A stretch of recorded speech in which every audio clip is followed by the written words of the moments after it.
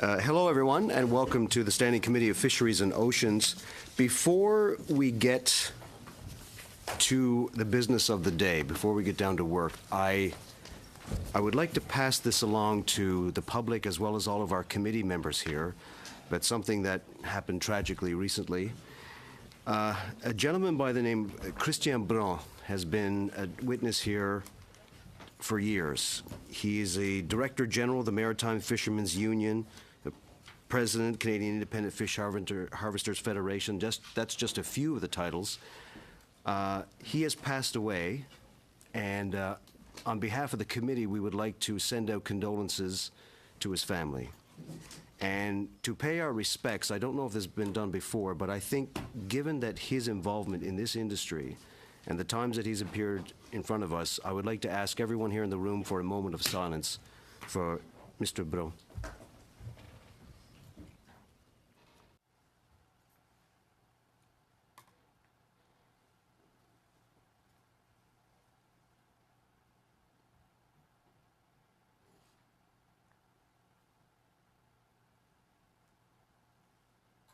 Thank you, everybody, for that. Merci beaucoup, tout le monde.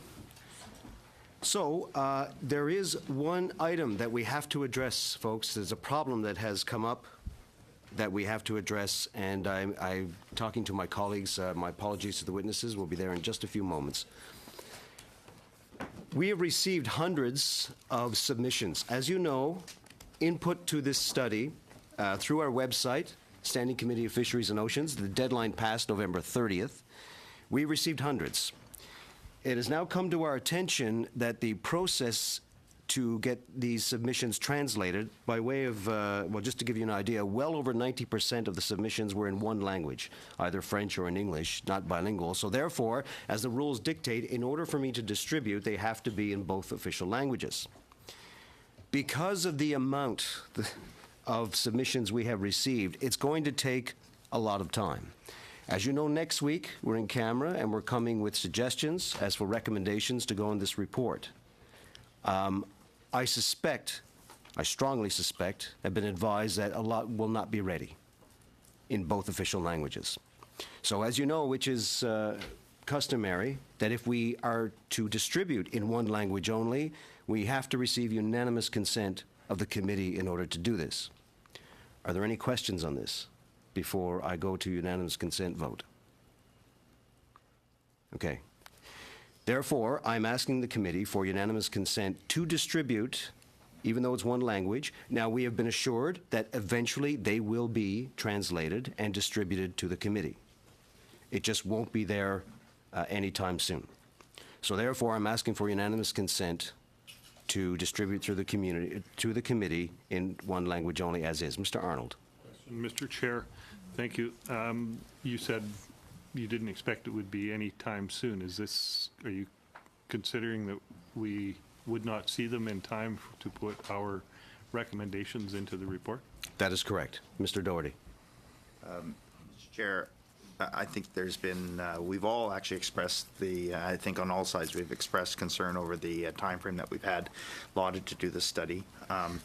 I think that, again, if we are going to do this properly and indeed take into account all the testimony and as well the submissions, we need to provide enough time to be able to have all of the testimony before us in both languages. Oh, okay, Mr. Donnelly. Thank you, Mr. Chair, and I think we knew that this was going to happen, that when you invite the public to provide comments from across the country, even though we didn't have, as a committee, an opportunity to travel across the country, to go to the different coasts, to hear from people, but when we invite comment, we should hear back, and we should definitely take the time to hear in both official languages what those comments are, and we should have that. This is standard on every committee and has been standard practiced in the past, so we need to adhere to that practice. Any further comments? Seeing none, we'll go to the vote. Can I receive unanimous consent to distribute the input that we received, deadline November 30th, in one official language? Anybody opposed, please raise your hand. Done. So therefore, they will be distributed when they have been fully translated. Now, that's not to say some will be forwarded to that are with us. There are a few, not that many, but there are a few that are in both official languages. We will distribute those. The rest will wait until we receive translation of the documents. Mr. Donnelly, please. Thanks, Mr. Chair. And could you give us an idea of when that would be? Are we looking at this year or early next year? Likely to be, February, Realistically, sometime in the new year. realistically in the new year, so you can forget about December. January, maybe maybe around the first week of February. Mr. Arnold? Thank you, Mr. Chair. At what point do we expect to be wrapping up our final recommendations for this report? Well, next week we'll have discussion on recommendations coming forward, correct? Two meetings next week, and then we could continue that discussion into February. But we can carve out some time next week to talk about when we come back and how we're going to handle that situation. Because as I remind the committee members, we also have two studies we're in the middle of that we will also address next week as well. One we may finish, the other one, meaning the COD study, maybe not so much. We may have to look at that into February. Okay. Mr. Donnelly. Just one quick question then, Mr. Chair, on the schedule. We haven't published the schedule for next week. We haven't published the schedule for next week? When are we deciding that schedule, the agenda? Are we going into subcommittee at all? Subcommittee meeting was not planned. If you wish to have one, we can talk about that at the end of this meeting if you wish, if you want to consult with your colleagues or to talk about a subcommittee meeting. What's the plan for next week? Next week, we have obviously the discussion all in camera. We're discussing this study, the Fisheries Act review, for the first hour. The second hour, we will do the salmon study. On Wednesday, the first hour will be the same Fisheries Act review. The second hour will be the COD study. There was some talk of bringing in bill discussing S-208, which was passed in the House of Commons. I'll put on my other hat now as the mover of that bill. I'm electing to bring that to committee in February. It's not immediate, of course. The deadline is still out to April, so. Mr. Donnelly. Well, I guess that begs the question about, we were discussing the Environment Commissioner coming before the end of the year. That's correct. That, I'm assuming now you're saying is not happening. Unless you want to make a motion as such, yes, because the last time we spoke about, we agreed that we would focus on this Fisheries Act review and the other two studies to look at. And the commissioner at that point, possibly in the new year, if you wish. Was always my impression that we were looking at the end of November. We were originally, but then we'd said we'd do the Fisheries Act review as a priority.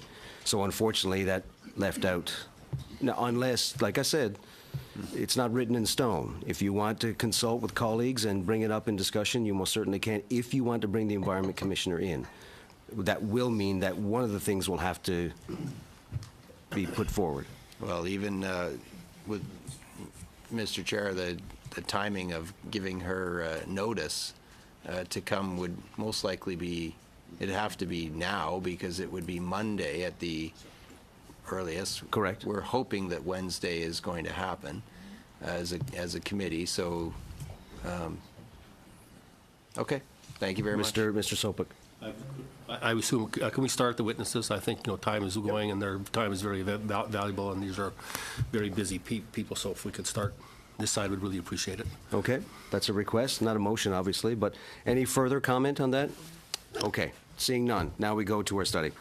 Pursuant to Standing Order 1082, study of the review of changes to the Fisheries Act. We want to welcome our guests here today, joining us in person as well as through video conference.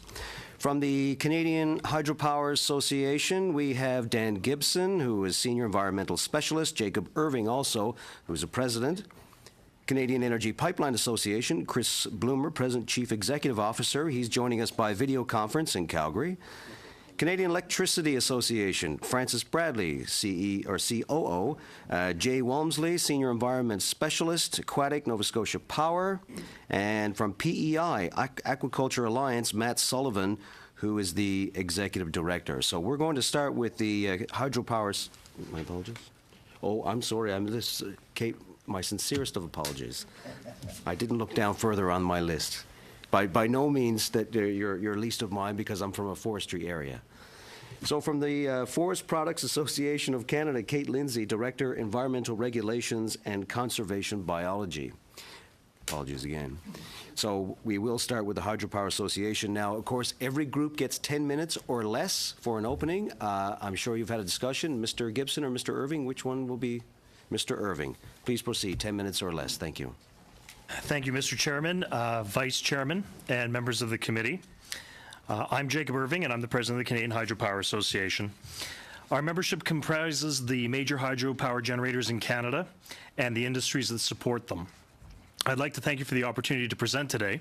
With your permission, I'll take some time to outline the importance of hydropower in Canada.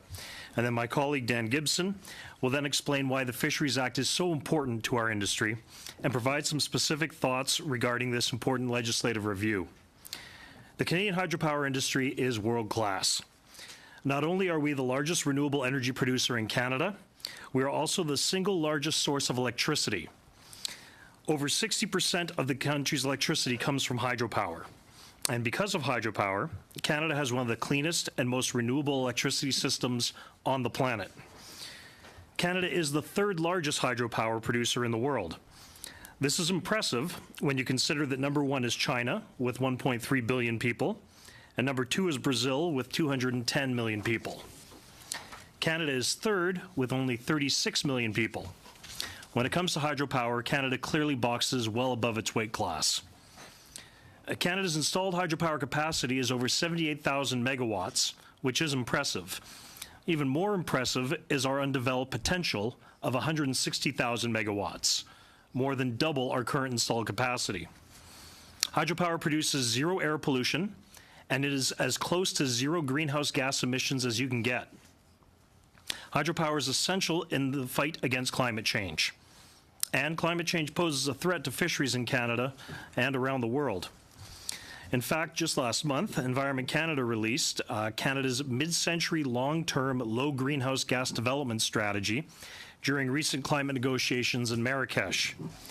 This document reviewed 7 different independent studies that each described how Canada could reach its ambitious greenhouse gas reduction goals. The one common thread throughout all the studies was a unanimous call for a major increase in Canadian hydropower generation. While offering significant environmental benefits, the industry recognizes that hydropower facilities impact the natural environment. This is why we are subject to comprehensive regulation at both the federal and provincial levels. Our members recognize they have a responsibility to ensure their activities do not undermine the natural environment. That responsibility is particularly important when fisheries are involved, whether they are Aboriginal, commercial, or recreational. Fisheries, like the hydropower industry, rely on healthy aquatic systems. We continue to work collaboratively with Indigenous people, stakeholders, regulators, and policymakers, and we appreciate the opportunity to address this committee in the same spirit. So at this point, I'd like to invite the chair of our Fisheries Working Group, Mr. Dan Gibson, to present some highlights from our written submission. Thank you, Jacob, and good afternoon, Mr. Chair, Vice Chair, and committee members.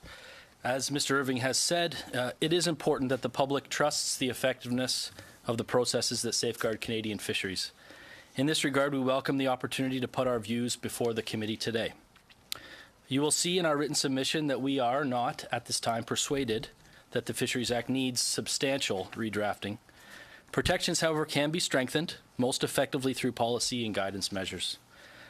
The amendments to the 2012 Act, the amendments in 2012, did not, we believe, weaken its effectiveness, as it still provides a sound framework for fisheries protection.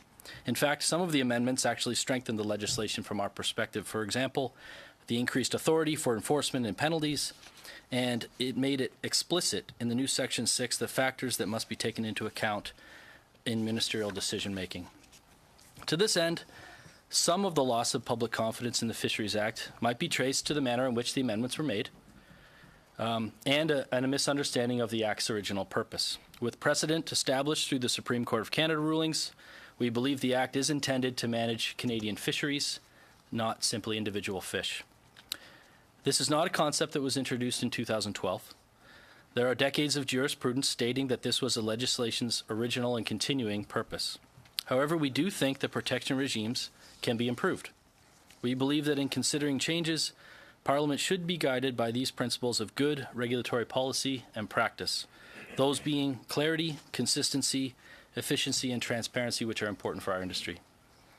On clarity and serious harm, perhaps the most controversial change of the Act in 2012 was the merging of two previous elements of the old Act, those being Section 35 and 32, into what we now know as Section 35, which addresses both harm to fish and alteration of fish habitat. The critical element of this section prohibits serious harm to fish, that being defined as death of fish or permanent alteration to or destruction of fish habitat. In our submission, we suggest a more precise definition of serious harm that focuses attention on harm or habitat alteration that will have an impact on fish populations at large. Without that clarity, the existing definition could be interpreted to include the incidental loss of an individual fish with no material impact on the fishery at large. Similarly, when it comes to habitat, without clarity on this serious harm to fish, we believe the existing definition could also be interpreted to include elements of fish habitat disturbance that in no way result in material impacts to fish populations could be encapsulated in that definition. For these reasons, clarification of the meaning of serious harm would guide our industry in making decisions, strengthen industry's confidence in the regulatory regime in Canada, and make efficient use of regulatory resources within the various departments, focusing them on the true threats to Canadian fisheries. On existing facilities, on consistency. Given hydropower's long history in Canada, the industry is concerned about how the Act will deal with existing facilities moving forward.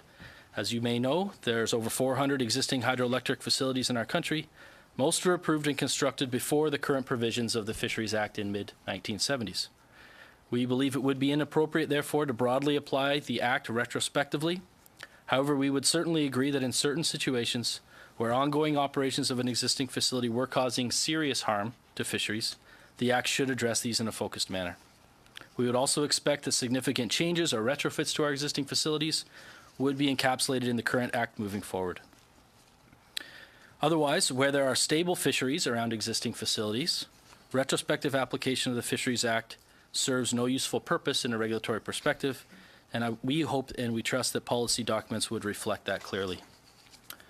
On efficiencies and fisheries management objectives, which was a new element to Section 6, among the factors the Minister now takes into account are fisheries management objectives. These can be very useful to our industry when designing facilities and operations to avoid unwanted impacts to fisheries. Unfortunately, in many parts of our country, however, FMOs are not clearly articulated and must be developed by the relevant authorities.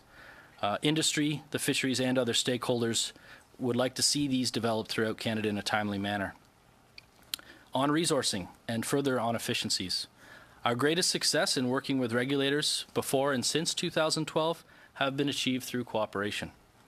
Much more can be achieved when governments and industries experts coordinate their efforts in finding solutions, which has been our experience since 2012 in the explicit language around building stronger partnerships with industry.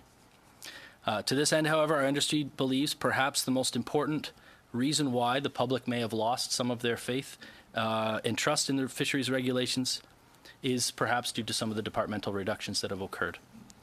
Our members have found that the experts with whom they had once worked with, from Newfoundland all the way to BC, have experienced some loss on the field, on the ground with these experts. They have either moved on or are simply no longer with the department. That makes for less understanding and less strength of relationships with our regulators. We believe the government should give serious consideration to restoring some of these lost resources with the objective of reestablishing the productive working arrangements that had existed.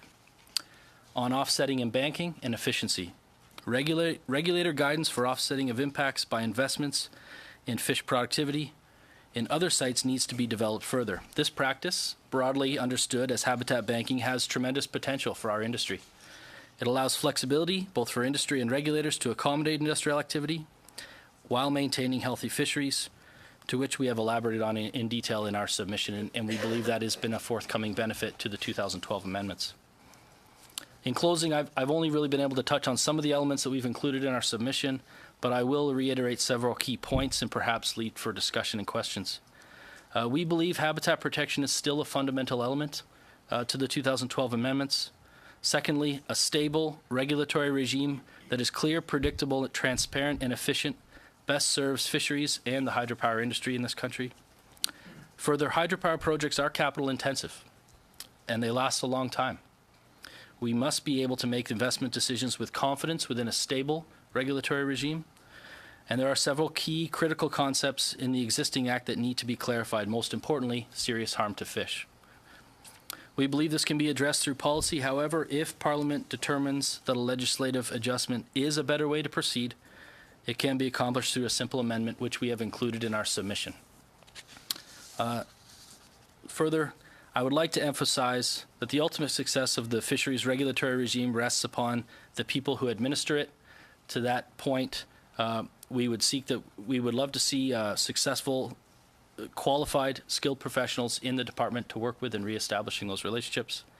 And finally, as my colleague Jacob has mentioned, hydropower is one of Canada's most powerful weapons in the fight against climate change. We need regulations that enable its development while ensuring Canadian fisheries are protected. Thank you very much, and I welcome your questions. Thank you, Mr. Gibson. We certainly will. Just a few moments, but first, joining us from Calgary through video conference, we have Mr. Bloomer, Chris Bloomer, President and CEO, Canadian Energy Pipeline Association. Mr. Bloomer, can you hear me?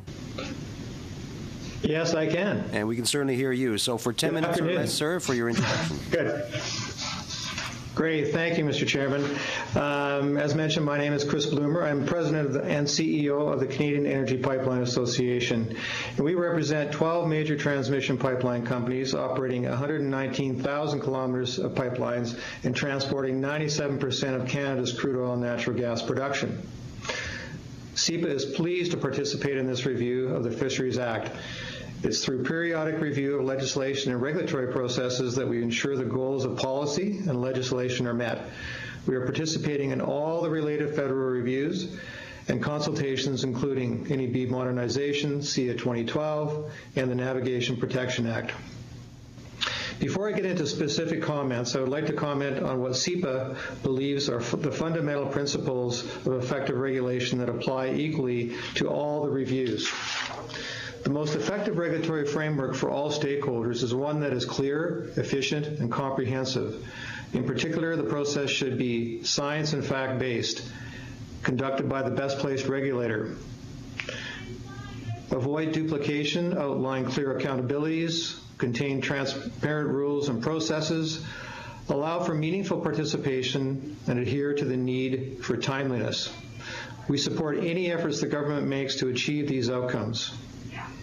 With respect to the Fisheries Act, I will provide some comments in 3 specific areas.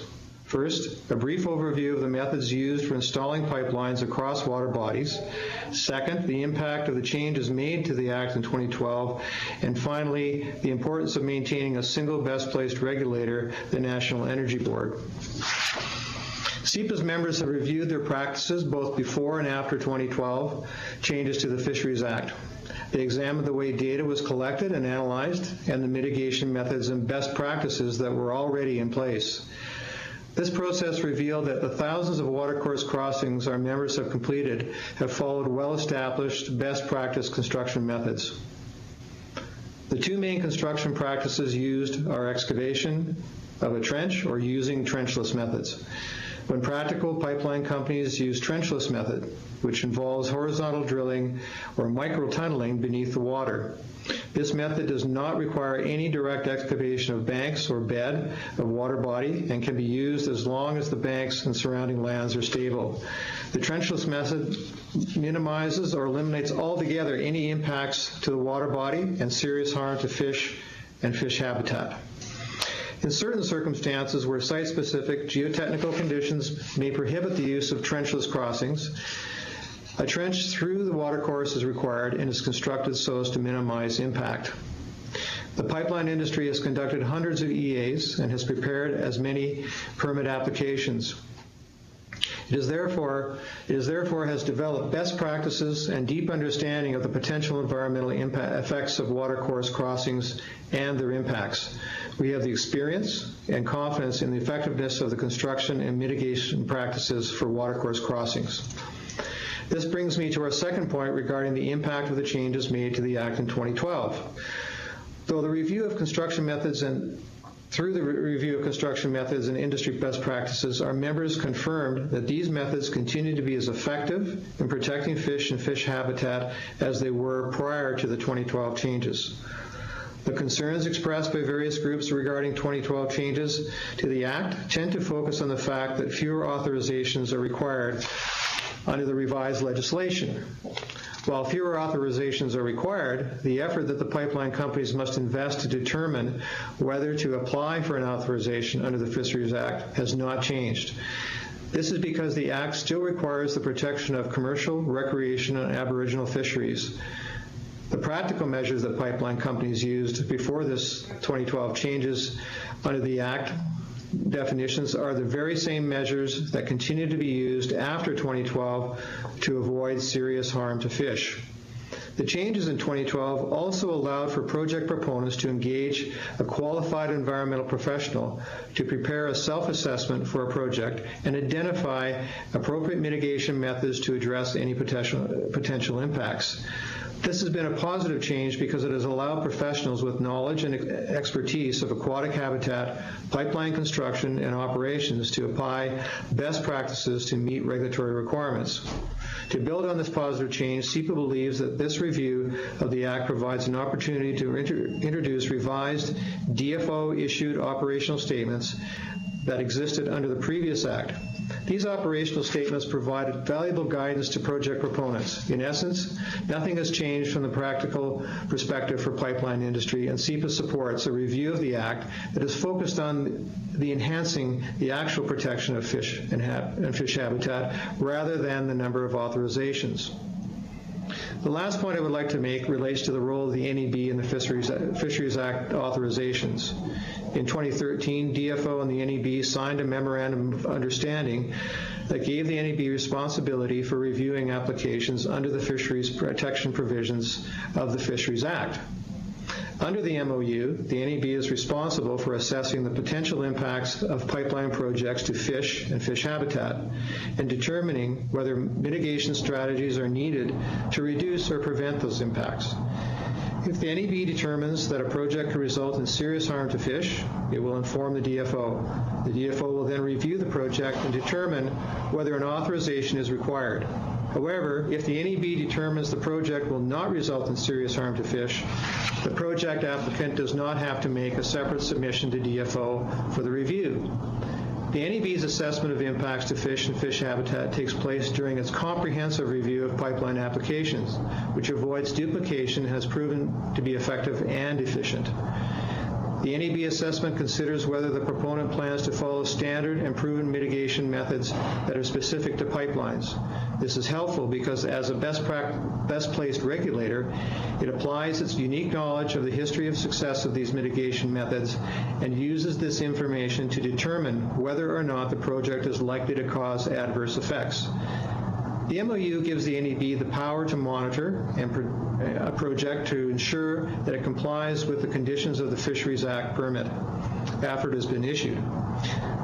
This complements the NEB's life cycle oversight of pipelines from design to abandonment. Essentially, the process triggered by the MOU avoids having two departments perform the same assessment. We don't believe that the delegation of the NEB has resulted in loss protection or weakened the protection of fish or fish habitat associated with pipeline projects. In fact, it created a more efficient permitting process and resulted in better outcomes by reinforcing accountability with a single regulator. An integrated approach, including the initial assessment of harm to fish or fish habitat, takes into account the full range of safety and environmental concerns and allows both industry and the regulator to work together to more effectively achieve better outcomes. To this end, SEPA recommends that the current MOU between the NEB and DFO be maintained. Any changes that are made to the Act should be focused on making improvements that ensure the continued protection of fish and habitat related to fisheries. This could include reissuing guidance materials to be used in the assessment of work in or near watercourses. CEPA recognizes our lakes and riverbeds protected is important to Canadians, including pipeline operators. When pipelines cross water bodies, industry takes care to protect the area during the entire life cycle of a pipeline. Thank you for the opportunity, and I look forward to your questions. Okay, thank you, Mr. Bloomer. Now we go to the Canadian Electricity Association. Francis Bradley, Jay Walmsley, who will be speaking? Nous allons partager le micro. Oui. We're going to be sharing the microphone. Thank you, Mr. Chair. And thank you, committee members. Thank you for having invited us, the Canadian Electricity Association, to meet with you today and take part in your review of the Fisheries Act. Association, along with a colleague, Dr. Jay Walmsley, who's Senior Environmental Scientist with Nova Scotia Power. Together, we're going to provide you with the electricity sector's perspective as it relates to the Fisheries Act. But first, a few words about the association. CEA is the national voice and forum for the electricity sector across Canada. And this year, by the way, we're celebrating our 125th anniversary. Our membership is comprised of 37 generation, transmission, and distribution companies from across Canada. Our members provide the electricity service to customers in all of your ridings.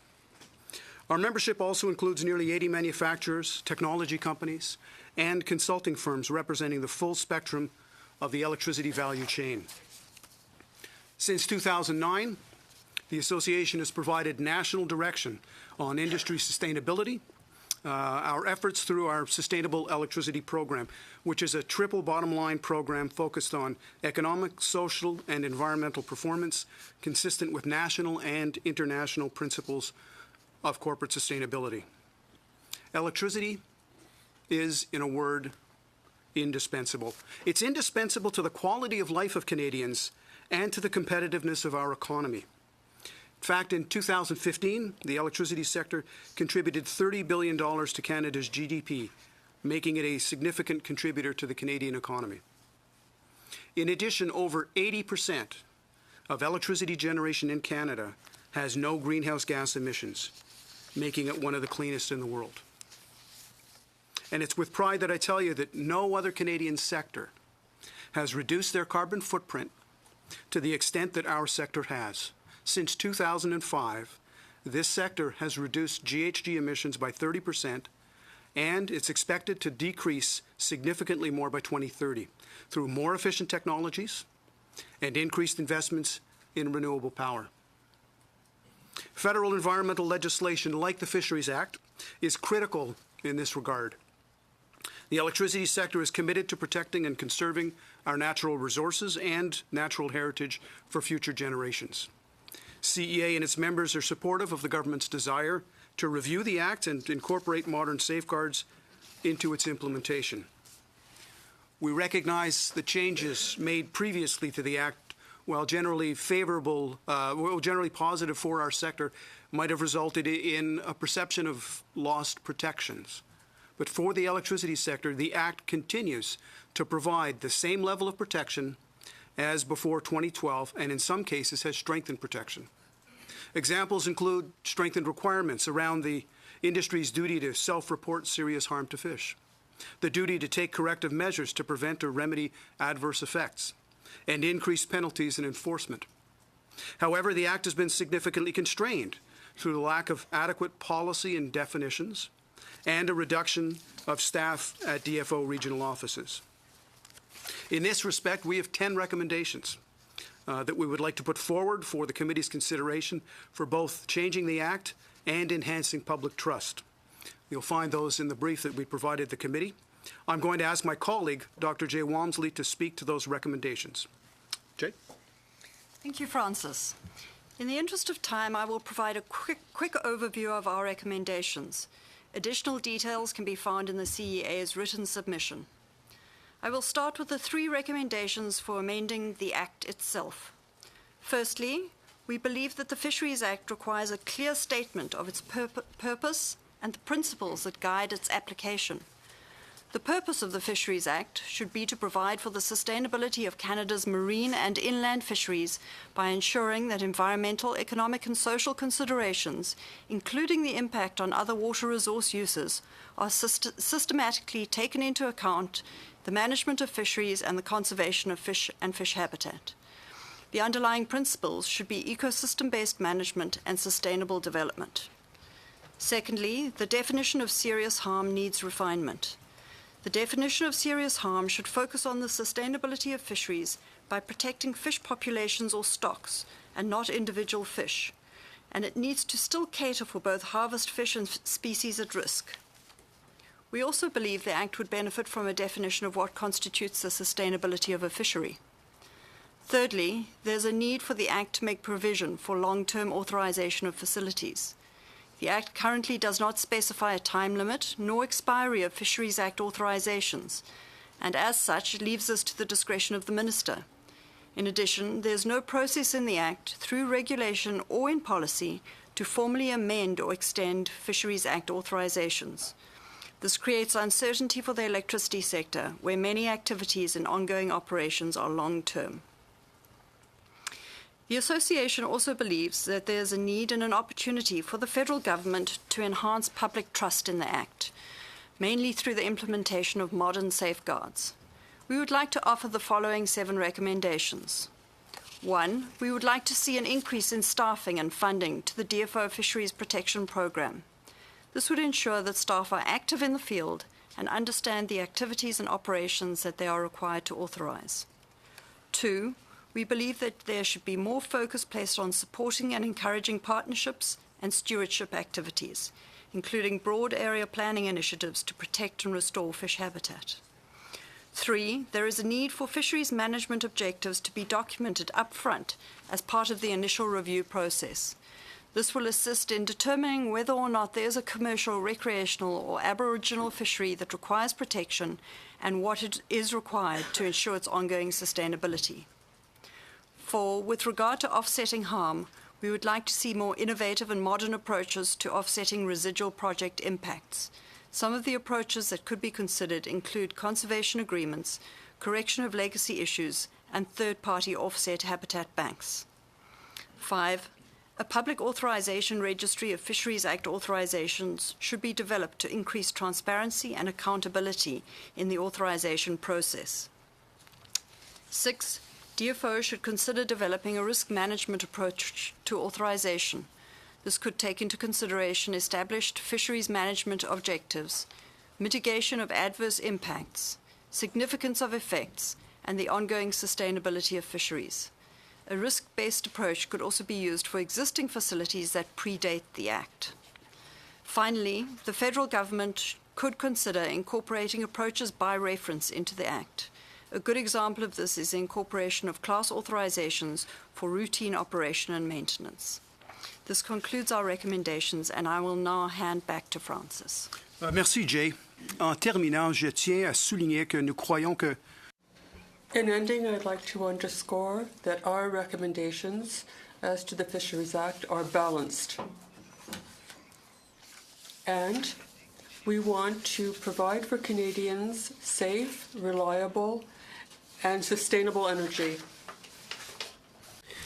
Thank you, Mr. Bradley. Thank you, Dr. Walmsley. Appreciate that. And now we go to PEI Aquaculture Alliance and Executive Director Matt Sullivan for your intro for 10 minutes or less, please. Great. Thank you, Mr. Chairman. Thank you, committee. As mentioned, my name is Matt Sullivan, and I'm the Executive Director of the PEI Aquaculture Alliance. Our organization is a nonprofit association that represents the aquaculture industries on PEI, the primary industries being the mussel sector, cultured oysters, and a smaller finfish industry. So I'm just going to give kind of a brief overview of the 3 sectors and what they mean for PEI, and talk a little bit about the environmental stewardship that the industry leads, and then end with a few thoughts that our industry has on the Fisheries Act. So I'll start with the mussel industry. It's very important industry for Prince Edward Island. It creates a lot of employment and economic generation in the rural areas of PEI. So mussels are farmed in the waters of PEI. It takes about 1 to 2 years to grow the mussels to be market size. All the seeds collected naturally in the water, and again, very much a natural process. Mussels are harvested all year round. Even when we have ice, they go out on four-wheelers, whatnot, and so it's 52 weeks of the year we're harvesting mussels on PEI. The industry is moving a bit towards a certified organic product. The fundamental change, though, is that they're organic to begin with. Mussels eat phytoplankton, and the industry is very cautious in how they treat the environment that they're in. So really, they're going towards this, but it's really just record keeping and cost. But mussels are pretty much organic to begin with the process. Just wanted to end with that mussel production is year-round, as I mentioned, and employs about 1,500 people on PEI, which in a small province of 140,000 is pretty significant, especially in the rural areas. I'll talk just a minute here about the oyster industry.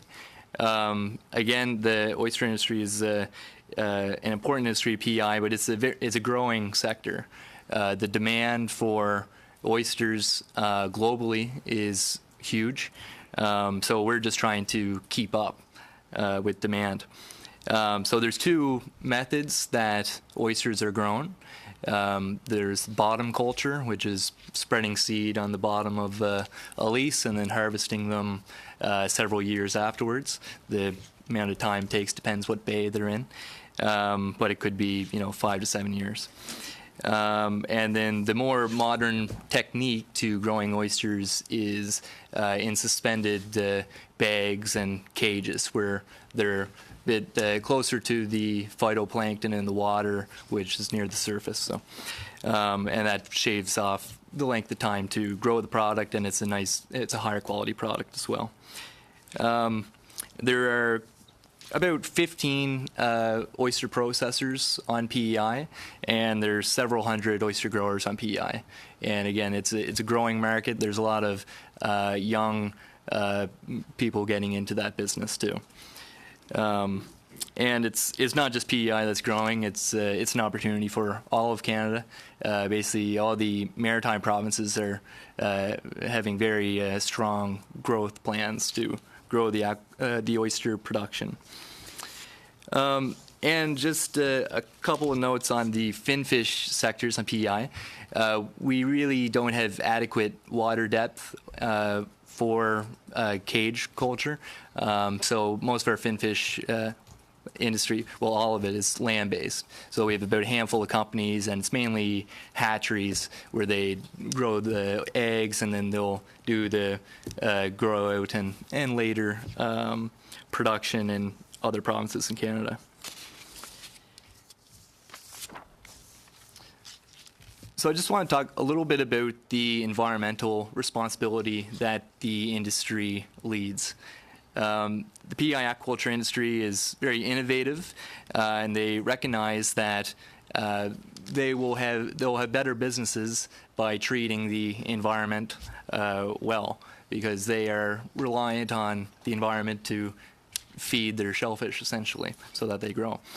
The Aquaculture Alliance has developed a few key documents that helps to kind of lead the industry on the environmental responsibility side of things. First of all, we have the Shellfish Aquaculture Industry Environmental Policy, and this states the industry's position on sustainable management, water quality, ecosystems, waste management, and among other things. And also we have the Shellfish Aquaculture Environmental Code of Practice, which is referred to as SACOP. And this really outlines the best practices as to how to ensure environmental responsibility while also having maximum product quality. So this industry is committed to managing aquaculture operations in an environmentally friendly and sustainable manner. And the commitment is really demonstrated through those initiatives I just mentioned. I'd also like to add that our organization has a full-time biologist on staff, so he's our research and development coordinator. And this is key for the industry in that if there's any challenges or whatnot with the environment, our R&D coordinator is the lead on that, of leading any science projects and whatnot, and we collaborate with government, with academia, with industry, and other partners to be the lead on this research. So just a couple comments on the Fisheries Act and how it affects the aquaculture industry. I've only been in my role for about a year and a half, so I haven't been in place before the changes took place in 2012 to Section 35. But when speaking to others involved in the industry, it was found that these changes that were made were positive ones that had good outcomes for the aquaculture industry. An example of what was felt to be a positive outcome is that there's a more streamlined approach to approving low-risk projects, such as, say, oyster aquaculture leases, which is deemed a low-risk activity. So it just means that there's less challenges, less time delays in trying to move things forward. So from the perspective of aquaculture stakeholders, it's strongly felt that we have made progress since 2012, and we'd be reluctant to work backwards and become more restrictive in terms of processes where as mentioned, shellfish aquaculture is fundamentally a low risk to habitat and the environment to begin with. And would also just like to share one thing. From the aquaculture side of things, we're dealing with the Fisheries Act. I'm on the board of directors for CAIA, which is the Canadian Aquaculture Industry Alliance. They've been advocating for many years on developing an Aquaculture Act. So I just want to share a bit of the good news story on PEI, I guess, in that we've been able to collaborate with provincial government and DFO to work through some of the challenges in lieu of an Aquaculture Act. We have developed a committee that had several of my board members, myself on it, and Provincial Department of Fisheries and DFO to talk about interim measures to address some of the regulatory challenges of the oyster aquaculture industry. So basically, we've developed a system where growers can have an option for applying for an annual introductions and transfers permit or a license that will give them permission to conduct off-lease maintenance activities and lease-to-lease transfers. So this license will reduce the current administrative burden on the government side and allow industry to work in a way that makes sense and whatnot. So just want to say that it's a great collaboration that we've done on PEI to help the industry move forward while we're basically in absence of an Aquaculture Act. So I just wanted to close with that the PEI aquaculture industry recognizes the interdependency between a vibrant, sustainable shellfish aquaculture industry and the health of the marine environment. And the industry believes that shellfish aquaculture can be undertaken in harmony with the environment, and that the sustainable use of the marine environment is a shared responsibility requiring a climate of cooperation among all resource users and regulatory authorities. So, thank you. Thank you, Mr. Sullivan. And now, last but by no means least, the the Forest Products Association of Canada, Kate Lindsay, Director, Environmental Regulations and Conservation Biology. Ms. Lindsay. Bonjour à tous. Good afternoon, everyone. Thank you for the opportunity to provide our perspective as you conduct a study on the review of the Federal Fisheries Act. I am here today representing the Forest Products Association of Canada, or FPAC, which is the voice of Canada's wood, pulp, and paper producers nationally. Forest product companies employ more than 230,000 Canadians in 200 rural communities from coast to coast. FPAC members sustainably manage approximately 90 million hectares of land. That's an area approximately twice the size of Sweden, or 2.5 times the size of Germany.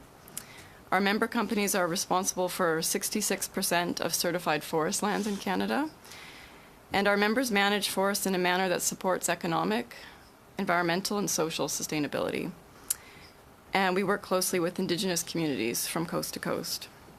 Repeated surveys have shown that Canada's forest sector has the best environmental record in the world. In short, we take our environmental responsibilities very seriously. I would like to highlight a number of mechanisms that could be used as modern safeguards for protecting fish and fish habitat in Canada. And these are relevant to the forest sector. These include the existing provincial regulatory context we operate under, forest certification, and the former DFO operational statements. I will first expand on the provincial regulatory context for forestry activities. The exact language and regulations within each province differ slightly, but consistently the forest sector develops long-term forest management plans that include many habitat and biodiversity objectives. We utilize stakeholder input and science-based approaches.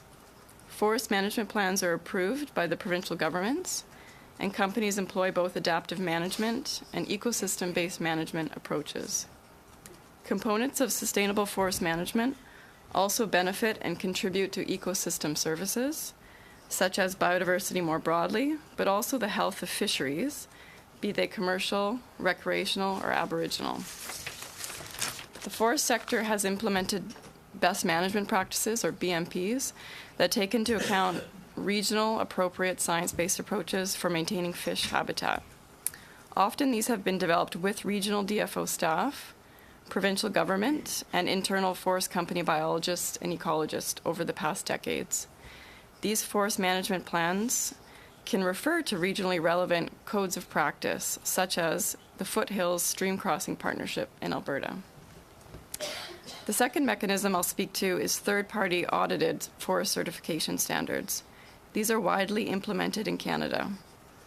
As a requirement of FPAC membership, beginning in 2001, companies committed to certifying their forestry operations under one of three certification standards relevant in North America: the Canadian Standards Association, or CSA, the Sustainable Forestry Initiative, or SFI, and the Forest Stewardship Council, FSC. Canada is a world leader in this area, with 43% of the total certified forests in the world. One of the overarching and relevant requirements of certification is the requirement to conserve biological diversity, or biodiversity. Although the exact language differs among the three standards, there is a fundamental consistency in maintaining naturally occurring ecosystems and habitat for species at risk, as well as habitat with high conservation value. This is built into current forest management. Additional relevant requirements within the certification standards speak to the protection of riparian areas, and those are the areas adjacent to permanent waterways. Also, the protection and maintenance of sites that are biologically or culturally significant, the use of ecosystem-based management approaches, and development of long-term research and monitoring programs focused on biodiversity. The last mechanism I would like to discuss is the DFO operational statements, which were also mentioned by Mr. Bloomer earlier. FPAC was a participant and lead organization in the National Resource Industry Association partnership with DFO during the years 2005 to 2008. This is when parties came together to develop and test operational statements. The operational statements were an effective and efficient set of guidelines, as well as a notification and tracking system. They outlined science-based timing windows and appropriate mitigation measures for proponents to undertake low-risk activities, both providing outcome-based objectives for avoiding or mitigating any impacts to fish and fish habitat. But this also allowed DFO staff to focus on more time-intensive reviews on activities that were deemed higher risk to fish and fish habitat. The current Fisheries Protection Program at DFO no longer uses the operational statements. FPAC would like to encourage the department to revisit the progress made in developing and implementing guidance for conducting low-risk activities. Forest company staff biologists, as well as contractors, found the operational statements very useful in providing clear guidance and explanation on the types of activities, mitigation measures, and timing windows. They were also regionally appropriate as well. In particular, we are aware that DFO has seen a 3/4 reduction in offices with habitat management staff and an overall reduction in regional staff, This is why we encourage DFO to explore existing mechanisms that are robust and implemented widely across the sector to help achieve modern safeguards, but in a streamlined fashion and with a high implementation viability. I would also like to quickly point out elements of the 2012 amendments to the Fisheries Act that we would like considered to be maintained moving forward. These include equivalency of regulatory regimes, where regimes are deemed to meet or beat provisions under the Federal Fisheries Act. This allows for a one-window approach in jurisdictions and has the potential to reduce regulatory duplication. Secondly, the ability to recognize externally developed standards as appropriate to guide activities in and near water. And lastly, enhance partnership opportunities to ensure agencies and organizations that are best placed to provide fisheries protection provisions are able to do so. In summary, we encourage the committee and minister to consider the capacity of DFO in implementing and enforcing provisions and regulations as you consider potential changes. We caution against adding further reporting or administrative requirements onto proponents without adequate DFO staff to review and monitor for broader cumulative effects. In the case of forestry, we see an opportunity to first look to existing mechanisms, as I've outlined, to act as modern safeguards, and then to potential codes of practice or guidance documents, such as the operational statements, that could be utilized in a streamlined fashion without adding regulatory duplication. Thank you again for the opportunity to provide feedback on this important topic. I would welcome your questions. Merci beaucoup. Merci, Madame Lindsay. Appreciate that very much. Thank you again.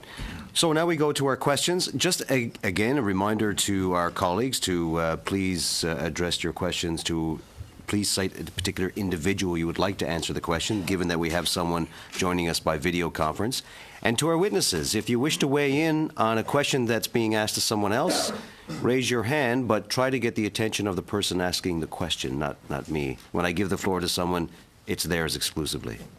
You get the idea. So that being said, before I go any further, Mr. Long, it's good to see you. We have a substitute today, Mr. Wayne Long, who's the riding of St. John Rothsay, the home of one of the great junior hockey teams, Sea Dogs. Very good. Just thought I'd throw that in there for no apparent reason. Well, thank you. We can talk not a problem. Anyway, we go 7 minutes to begin with to the government side, and Mr. McDonald, 7 minutes, please. Thank you, Mr. Chair, and of course thank you to all the witnesses for presenting here today, both in person and by video conference. Just to get to my first questions will be to the Canadian Hydropower Association. You mentioned you have some 400 sites across the country. I presume they have hydropower to be dams that would be used.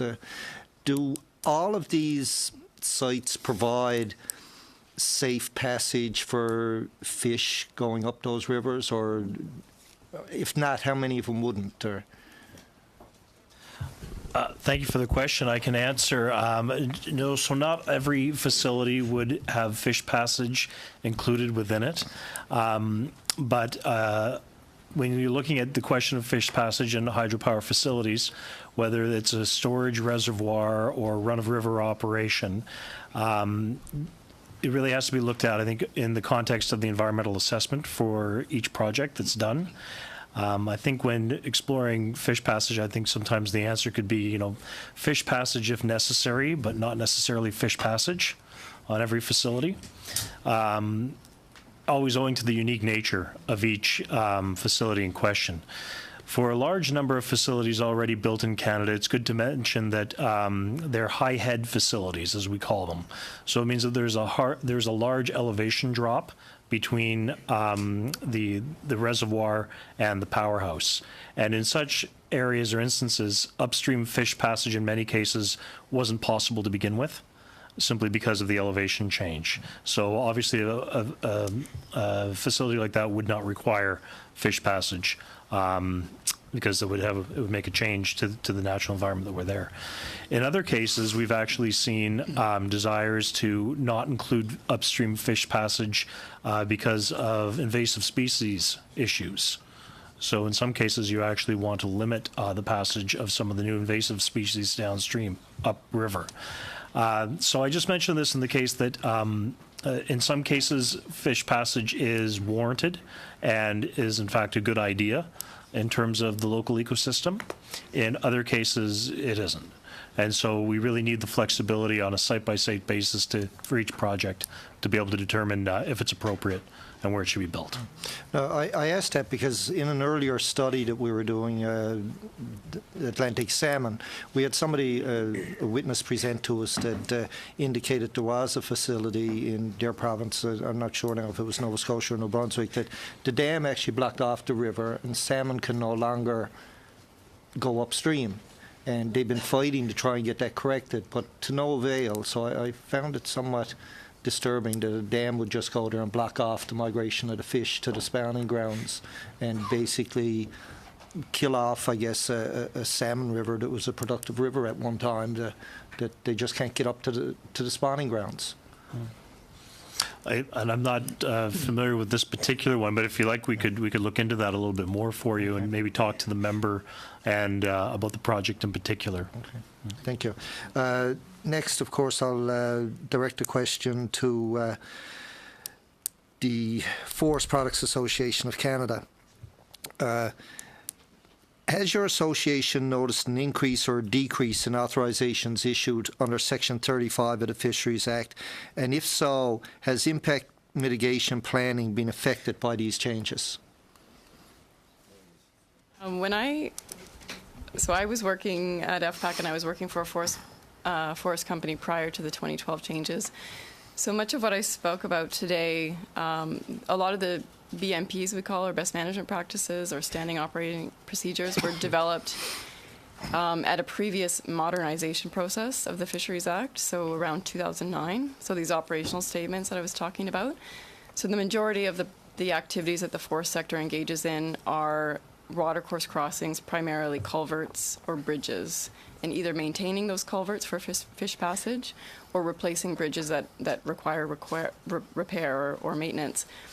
So it was rare that we would actually go through an authorization process. In the past, we would follow an operational statement, or we'd have a code of practice similar to what I was referring to, where the province would require us to go through an authorization process rather than DFO.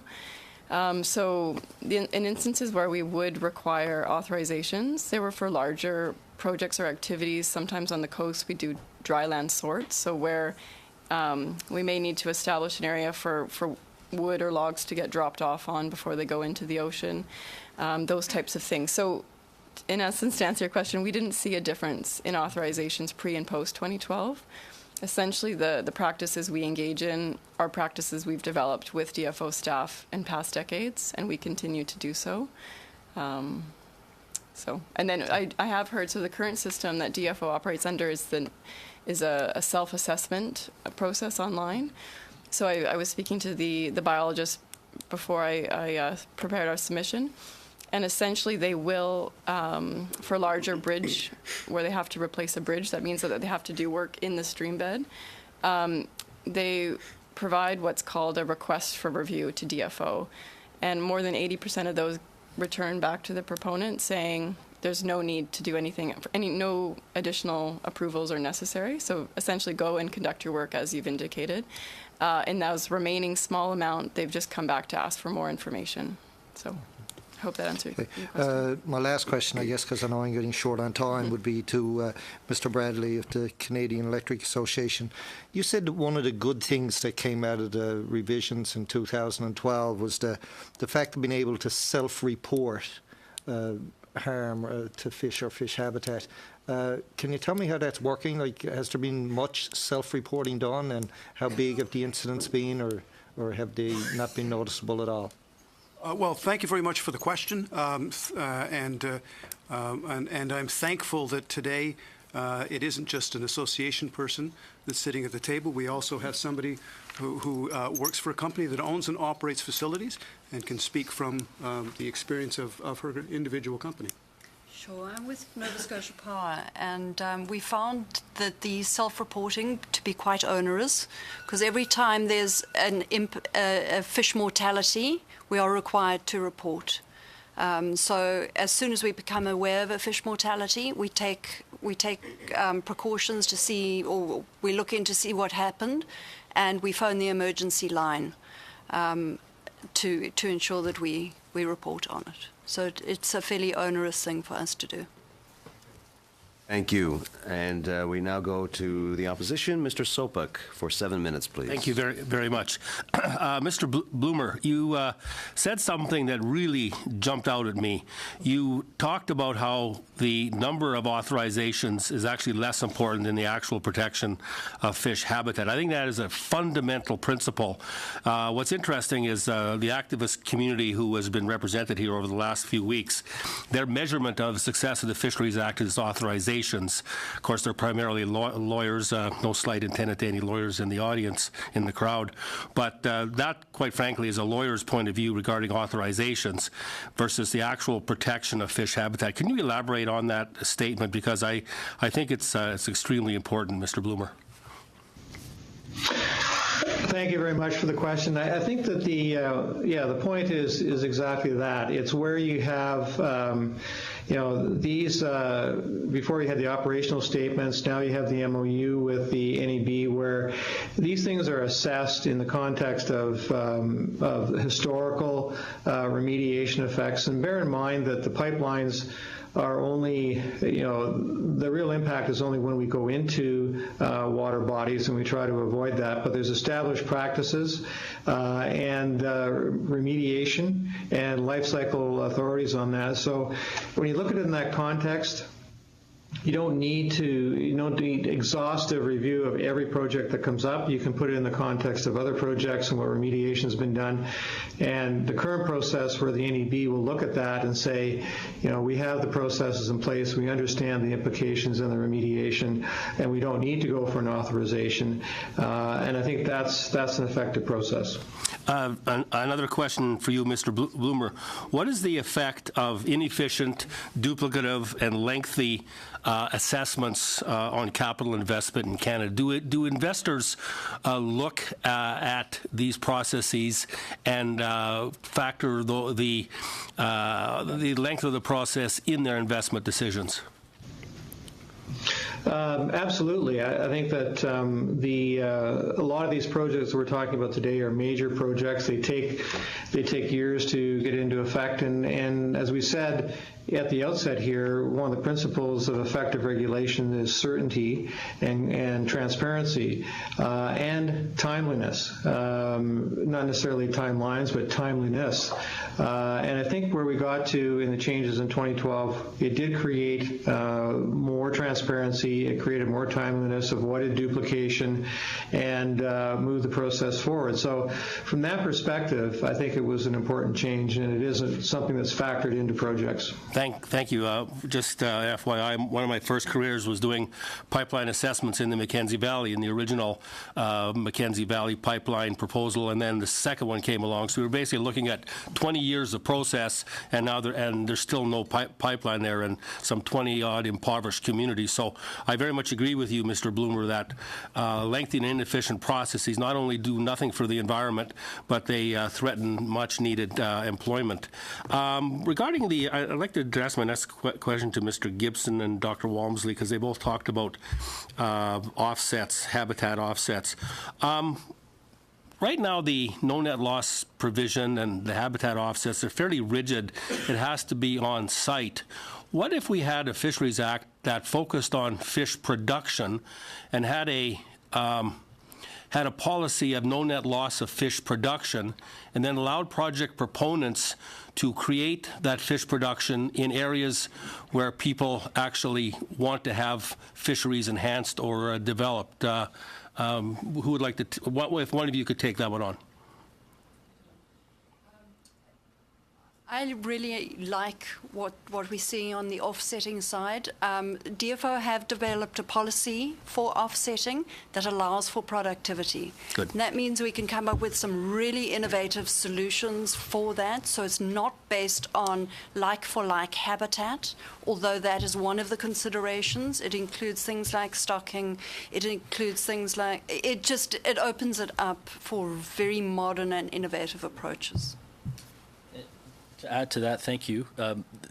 This is actually a core concern for us and also something that we want to continue to see established through habitat banking. The idea of ad hoc, uncoordinated efforts like for like oftentimes fail in terms of their expectations, and quite oftentimes when we're monitoring, we're seeing those expectations come back.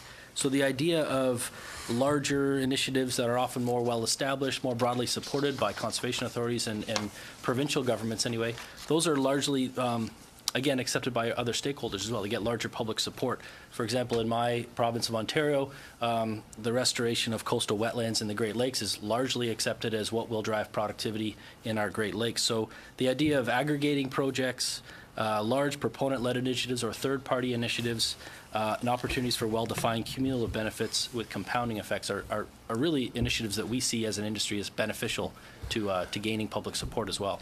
I had the opportunity to do work in the oil sands a number of years ago, and I observed a ridiculous situation where a project proponent who was using a lake for a tailings ponds actually had to dig another lake right next door to this lake, and you can't make this stuff up. They called it Compensation Lake.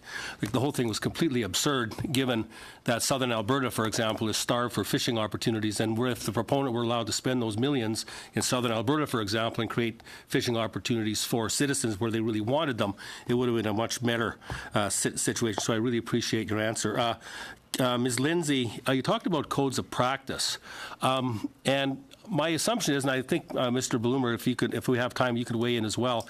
When industry develops a project or a program, the best codes of practice are built in from day one. I mean, nobody goes in and designs with substandard environmental practices. So these projects are environmentally sound from day one, even before they go before any regulatory authority. Would you say that's a fair statement, Ms. Lindsay?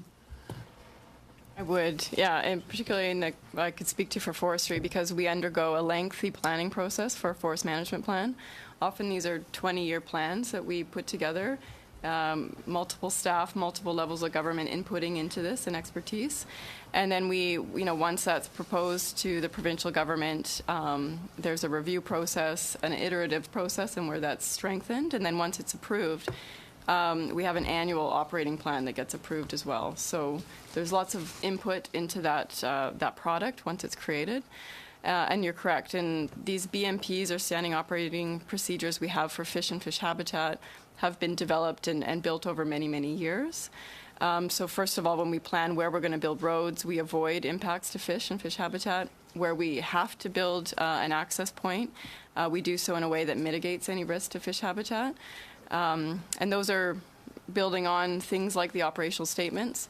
But if in the future, if the department would want to go to a code of practice, then we would look to some of these very routine activities and then look to kind of build upon those BMPs into a recognized code of practice.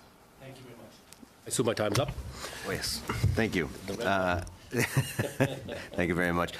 Before we get to Mr. Donnelly, welcome to Mr. Calkins, Blaine Calkins, who's riding his Red Deer Lacombe. Is that correct? That's correct. Thank you for joining us.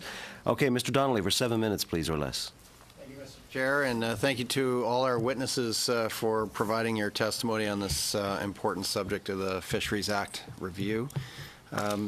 If I could start with the Canadian Electricity Association, and you gave 10 recommendations, and I assume those are in writing that you've submitted, so thank you for doing that. And you talked about, among other things, refining the definition of serious harm.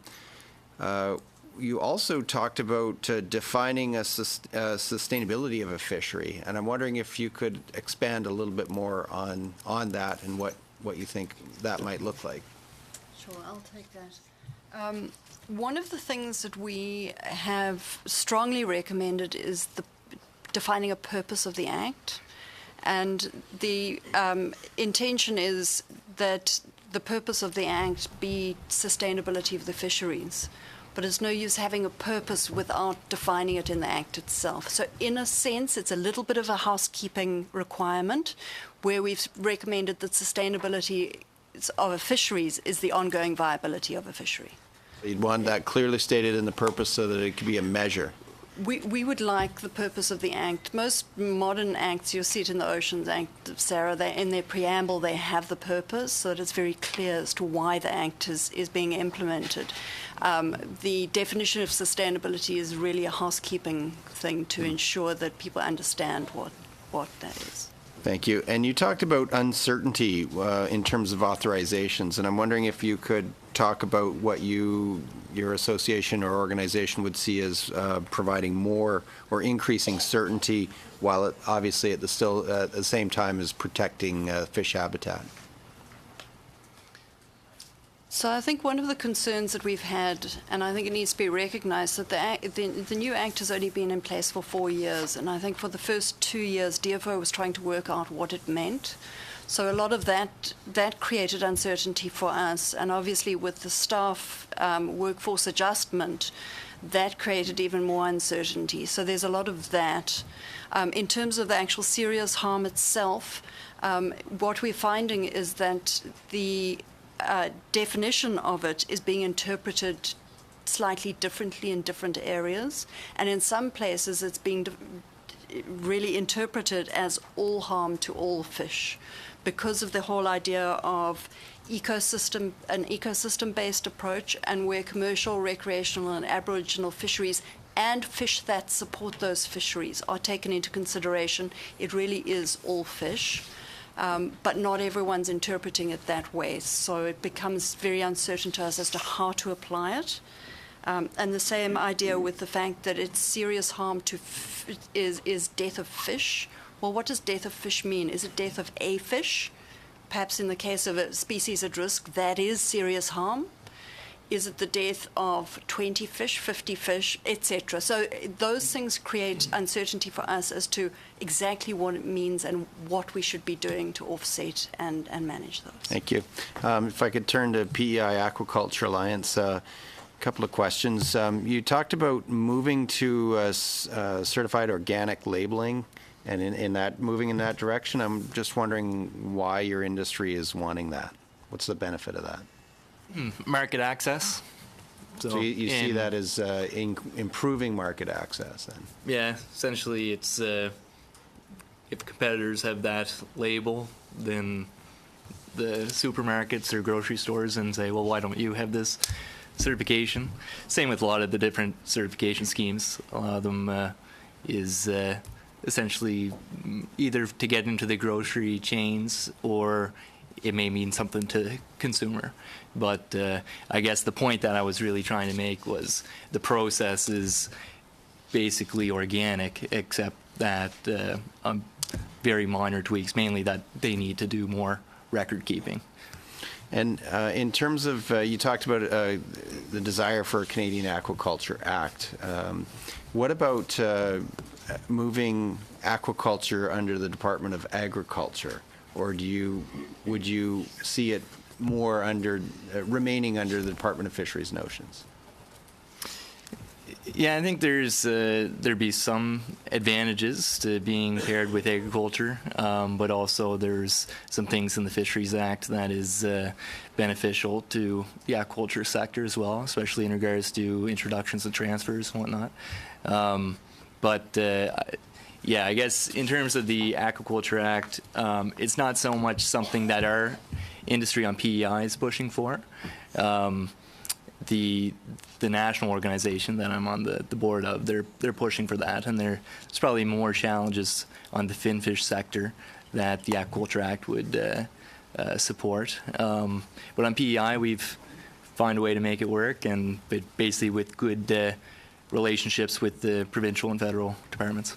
1 minute. So I'll turn to the Forest Products Association of Canada and ask about You mentioned a number of, I think, suggestions or equivalency of regulatory regimes and externally developed standards and partnership opportunities.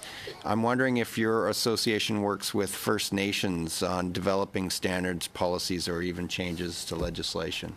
Like how involved is the association with First Nations, for instance, on, the Fisheries Act? I would say less so specific to the Fisheries Act, but very broad, broadly to our forest management plan. So when we undergo creating a forest management plan, local communities, Indigenous, non-Indigenous, as well as local stakeholders are part of that process.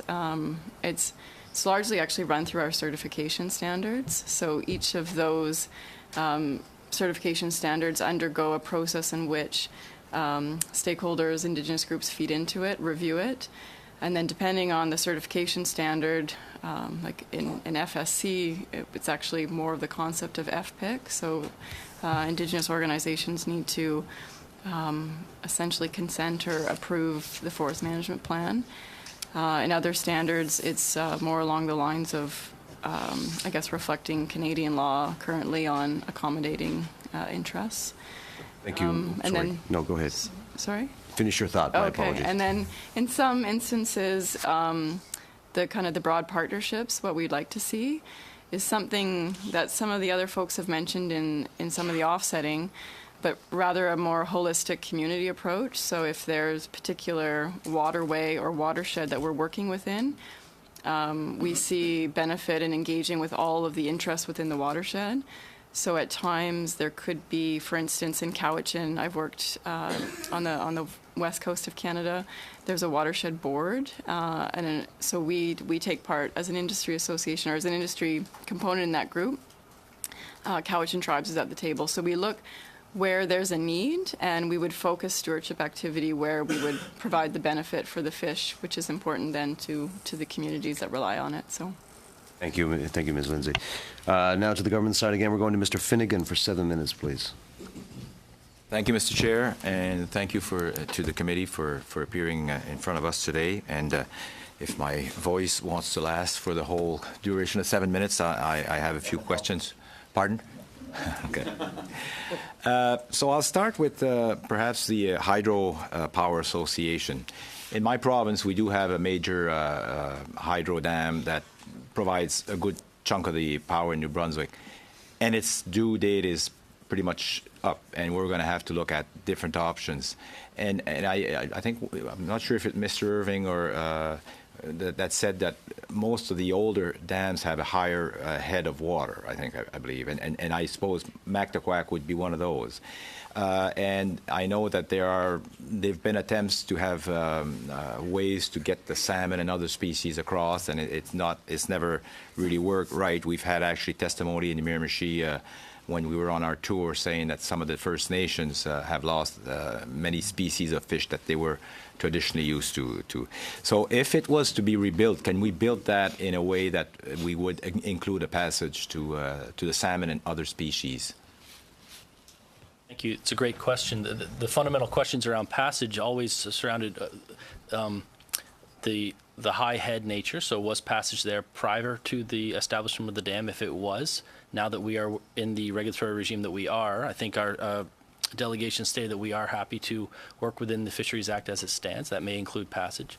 The issues with, and I lived in New Brunswick for a year, the issues with some of these East Coast streams are invasive species, so striper bass or smallmouth bass in the lower reaches of the river. Whether we want those up with the native species above the dams, we have to ask those questions. And then the issue of if we do decide to do passage, what is the level of effort that is required to maintain sort of the ecological integrity both upstream and downstream of the facility? So would that be physical sorting of fish as they come into the fishway, pushing the non-ideal fish back downstream and allowing the sort of native ideal species to come back upstream? There's instances where this is in place in the United States. However, there's a lot of intensity when it comes to that type of approach.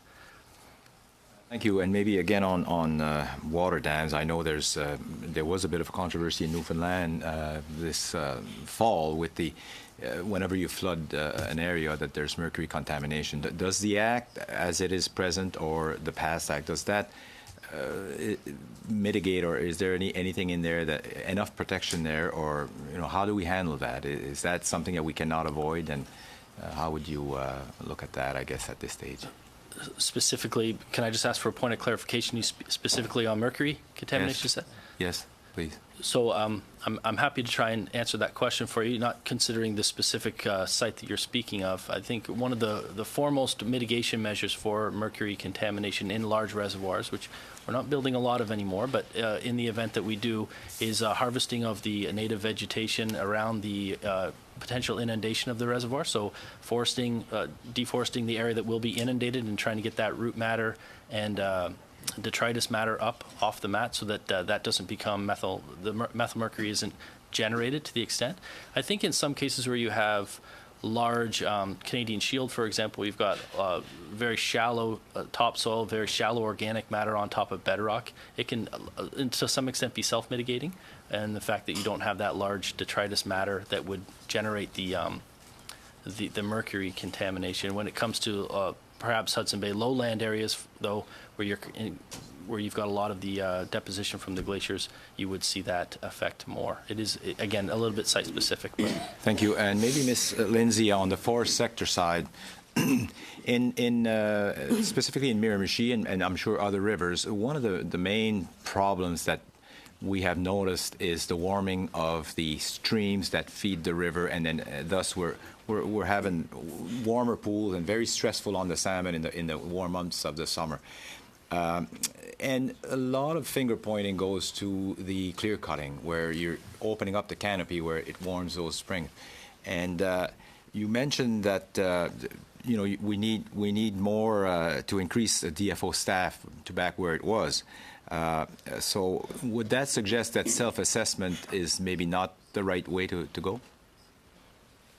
I wouldn't say that, but I know you wouldn't, but I would say it's appropriate to have relationships with local regional DFO staff to set those appropriate buffer distances. So, essentially we have implemented buffer, so what we call riparian area buffers, adjacent to the watercourses, such that we don't want the temperature of the stream to increase. It really they really shouldn't feel the effects of forestry. It should be a distance that it wouldn't feel any warming impacts from a removal of vegetation. But I would say, it was helpful. We had constructive relationships with regional DFO staff, and through the operational statement program, it was a notification system. So if we were undergoing a clear span bridge or a pretty routine activity, we would notify DFO of that. But it gave them the opportunity to essentially spot check or to audit, so they could come out and check to see if all of the operational statements or your mitigation measures were being implemented according to what you'd set out to do. So, quick one. Yeah. You've got a 4-minute left. Okay. Mr. Sullivan, regarding aquaculture, depending on what type of aquaculture it is, it's sometimes not well regarded. But I know you guys are doing mostly clams and or oysters and mussels, but you also do some finfish on land. Is that viable? Yeah, there's so in terms of finfish, there's, as mentioned, about a handful of companies. Really, only one of them are growing kind of the grow out on their land-based facility. Most of them are hatcheries and just egg production. So where on PEI they may be stage 1, and then they'll be shipped to then do the later stage development. So it's a piece of the puzzle, I guess, but not necessarily, except for one company, it's not vertically integrated or the full process. Okay. Literally, you have like a half second if you'd like to say goodbye. Thanks. Thanks. Yeah. That took more than You nailed it, yes. Very good, sir. Now we're going over to the opposition, Mr. Arnold, for 5 minutes, please. Thank you, Mr. Chair, and I want to thank all of the witnesses here today. Your testimony is certainly appreciated, and your time. I guess first question would be for Mr. Gibson and Mr. Irving, and if anybody else wants to jump in. But you talked about hydro dams and the high head issues that are connected with those. We've recently seen some changes on the Columbia River system, which flows initially out of British Columbia down through the U.S. They've made some significant changes to fish passage there to where we now see a significant return of sockeye salmon into the lower Okanagan system. Now, I'm just wondering if mitigation improvements to existing fish or existing structures to allow better fish passage would be considered as part of offsetting requirements for new projects. Do you know, can you tell us if those types of improvements on an existing or grandfathered system would be considered? I think the field of fish passage is an interesting one, and just to answer the question that came up earlier about fish passage facilities at hydroelectric dams, I think in an anadromous senses where you have saltwater fish returning to freshwater, there's much more often seeing fish passage at facilities on our coast than there would be inland. But the concept of fish passage is an interesting one because that is an area where industry and fisheries and oceans has been able to develop some level of partnership and a lot of dialogue since 2012. There's been a lot of advancements. There's been advancements even on perhaps sturgeon passage at some facilities. So whether that equates to an offsetting method that goes into an authorization, or those are types of, I think those are table discussions that they're happy to have with DFO. But as technologies advance, those are obviously be things that we look into incorporate at our facilities as we go through refurbishments and changes. Mr. Arnold, I have to interrupt for 1 second, and I sincerely apologize, and here's why. Mr. Bloomer, are you able to hear us? Yes. Okay, your video feed has stopped here. I just wanted to make sure that you were still there. Oh. The only thing is, if you wanted to weigh in on the question, we have no way of determining. If you want to weigh in on that question or not. You're going to have to speak freely. I'm not taking any time from you, Mr. Arnold. But, okay, you're still with us, and you can hear the proceedings? Yep. Okay, great. Yes, I can, sir. Okay, well, I'll ask Mr. Arnold to proceed. Go ahead. Thank you, Mr. Chair, and that's relevant because I want to pass part of this question on to Mr. Bloomer as well as Mr. Gibson and Irving. We've heard more than once now in these hearings that there was inconsistency in interpretation and application and enforcement both prior to and after the changes in 2012. Can you identify any specific areas where better definition or intent within the Act would be beneficial? And maybe, Mr. Bloomer, since we can't see you, I'll allow you to answer first, if you could. I'm fine on that question. I don't have any comment. Oh, no, I was asking if there's any specific areas that you could identify that better definition is needed. You know, I'll go back to Ms. Lindsay's question around best practices and so on. I think that as far as the Pipeline Association goes, and the pipelines, therefore, there's a lot of best practices that have been put in place over a long period of time. And I think a lot of the definitions that are put in place, a lot of the guidance that are put in place are pretty straightforward. So I wouldn't recommend any changes in that regard. Okay, so really just accepting some of those best practices that have been accepted rather than trying to define them in the Act. Is that what I take as your recommendation? Yes. Okay. Yeah, I think that there is a long history of those practices, and I think just ensuring that they are being used is important. But I don't think we need to specify each and every one of them. Okay, thank you. Mr. Gibson? Yeah, thank you. It's a great question. So I do believe that the one-window service approach that was implemented through the new Fisheries Act was something that held great promise for our industry, whereby you weren't necessarily calling your certain bio that you worked with well. It was going into the triage unit. It was going to a certain bio, and then the establishment was established, and that was something that was welcome. But again, just reiterating, it's very young in the implementation phase of this act. So we're tripping on things things like serious harm, where we're not seeing what we thought would be consistent definition and consistent interpretation, we are still seeing a little bit of misalignment in terms of understanding. So we would hope that those things would be codified, or that we would hope that those things would be clarified through the review, and serious harm is where it begins, and then it trickles down through the rest of the implementation of the Act. That would be our desire. Thank you. I see Ms. Walmsley has a comment as well. Thank you so much. I think one of the other areas that could be used very well is fisheries management objectives under Section 6. Those clearly need defining at a regional level. We're really struggling with working out what that means without clear definition on those. So. Thank you, thank you, Mr. Arnold. Sorry, 5 minutes on this round, I'm afraid. Dr. Walmsley, thank you very much. We're now going to go to Mr. Morrissey for 5 minutes, please. Thank you, Chair. A question to Matt. You indicated that the industry, your industry, agriculture, has made progress since the changes to the Fishery Act in 2012. Could you elaborate a bit on what allowed you to make progress as a result of the changes? Sure.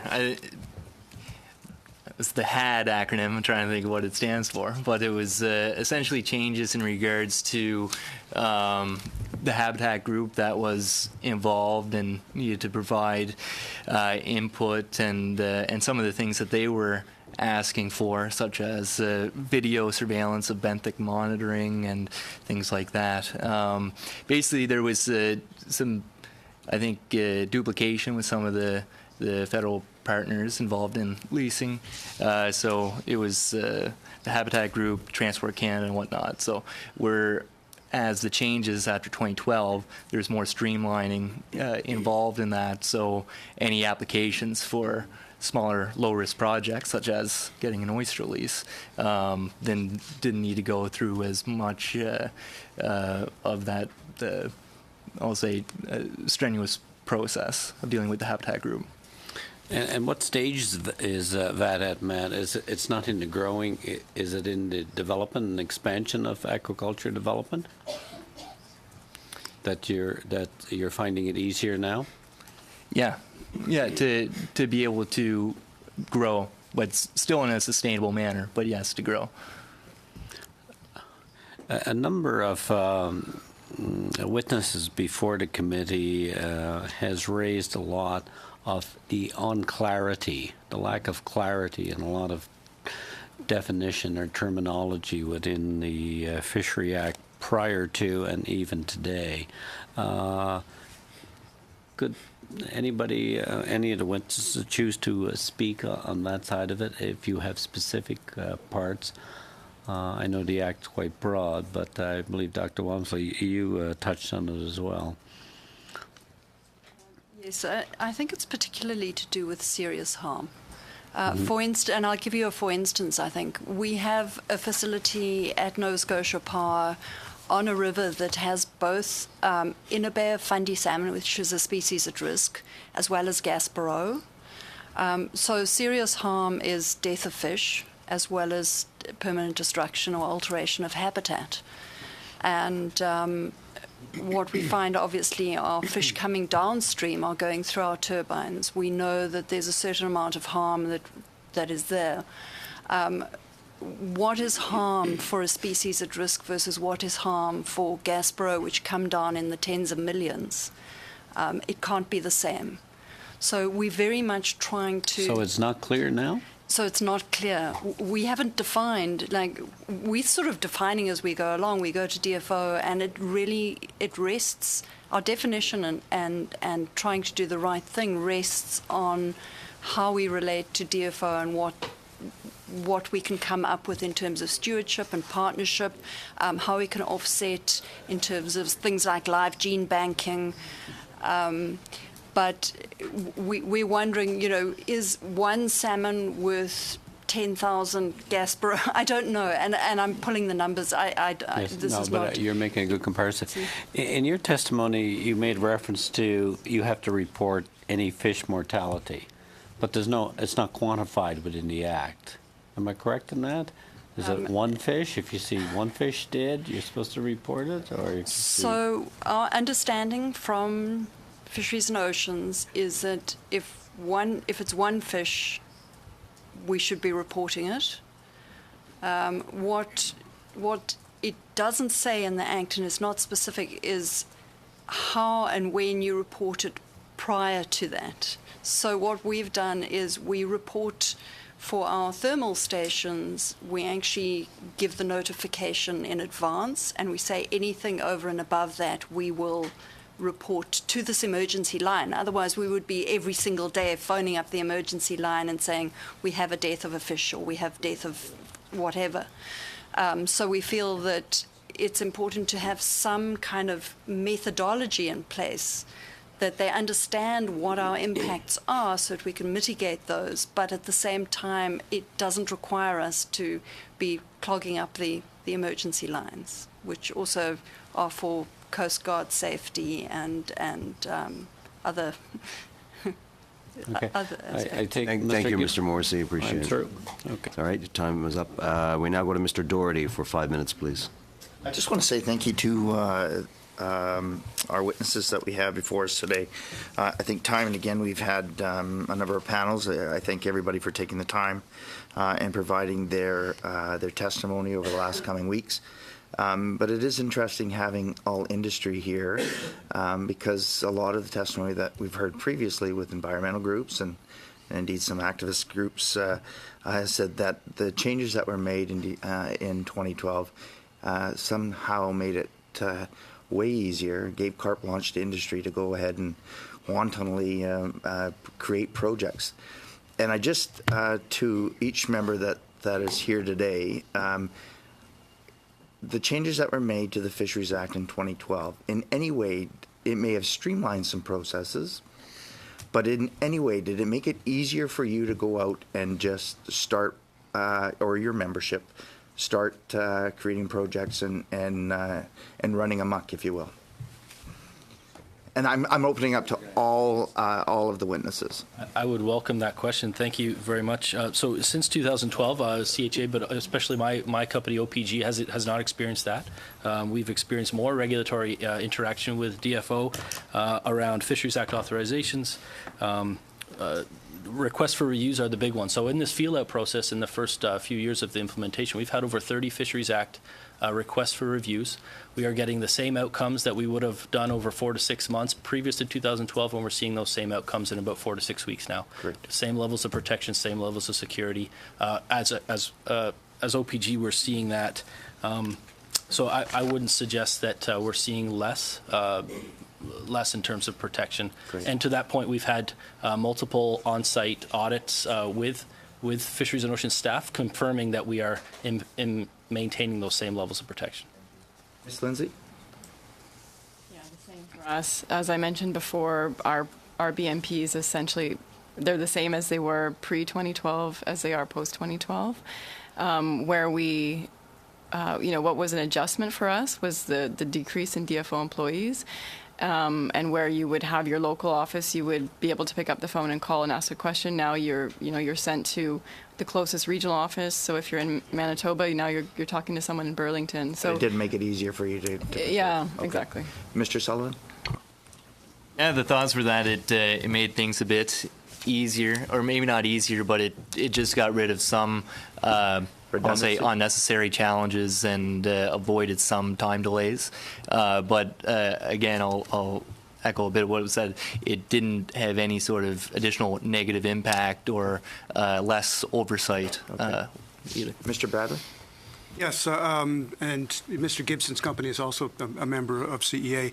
His views are entirely consistent with the broad membership of the Canadian Electricity Association. The critical question is the level of protection the same or not prior to 2012, and our membership believes that it is consistent. Mr. Bloomer? Thank you. Can you hear me? Yep. Great. Yeah, I think the streamline is the correct way to characterize it. With respect to what the pipeline industry does and how it responds to protecting fish habitat and so on, we would say, and we, as I said in our statement, we've reviewed this, and there is no change in terms of how we operate and what we do with respect to this fish habitat issue.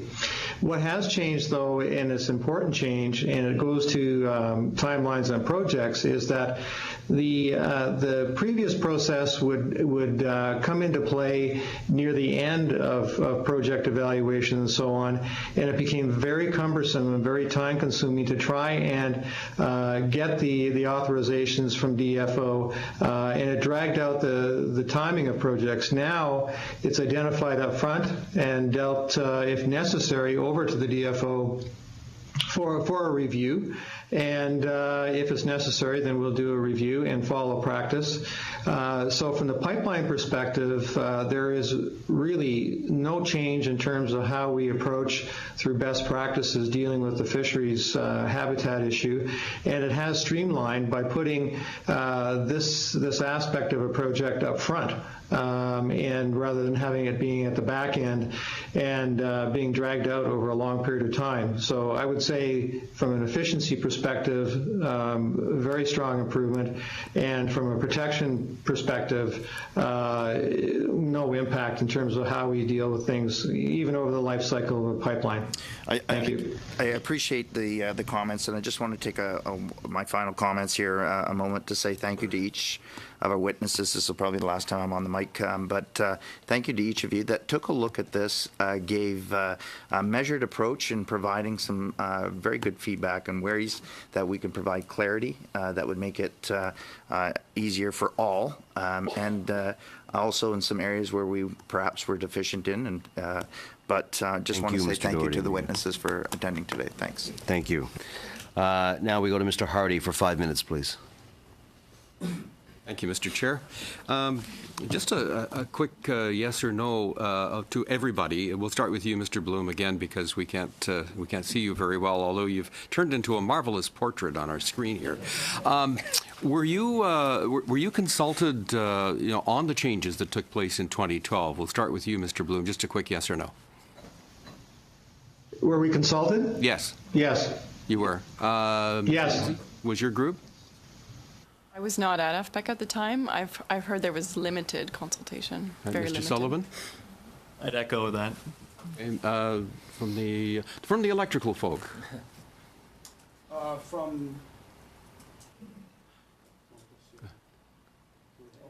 Go ahead, Mr. Gibson. Thank you very much. Yes, the answer from CEA would be yes. We were consulted. We've been consulted with all of the changes that have occurred over the last number of years because of a very strong relationship we've had with the DFO.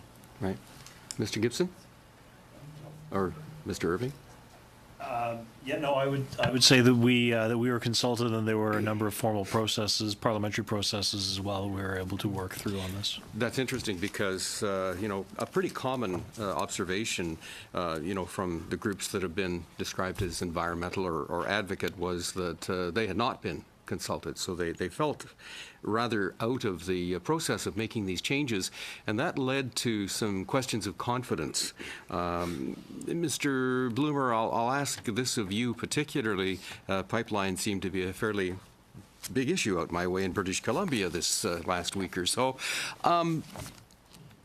On the issue of confidence, the fact that the National Energy Board is involved in the environmental assessment process of your projects causes some concern amongst others who would rather see your environmental assessments take place just like all of the others that are required to take place.